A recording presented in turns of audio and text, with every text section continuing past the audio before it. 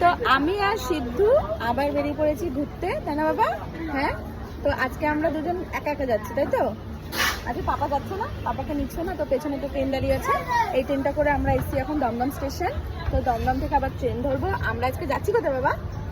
Krishnanagar city জংশনে। Krishnanagar city জংশনে যাচ্ছি, কারণ ও যাচ্ছে দিদিন বাড়ি আর আমি ডাক্তার দেখাবো, তার জন্য যাওয়া হচ্ছে।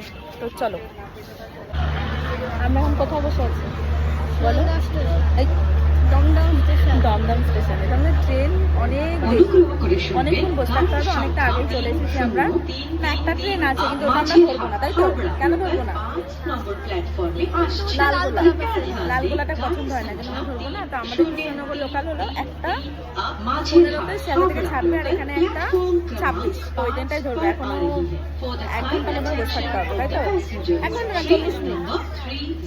তো বসে থাকি, ট্রেন আসুক তারপরে যাবো। তো আমাদের খুব ভালোই লাগছে বসে বসে ট্রেন দেখতে। ট্রেন দেখতে খুব ভালোবাসে, তাই না?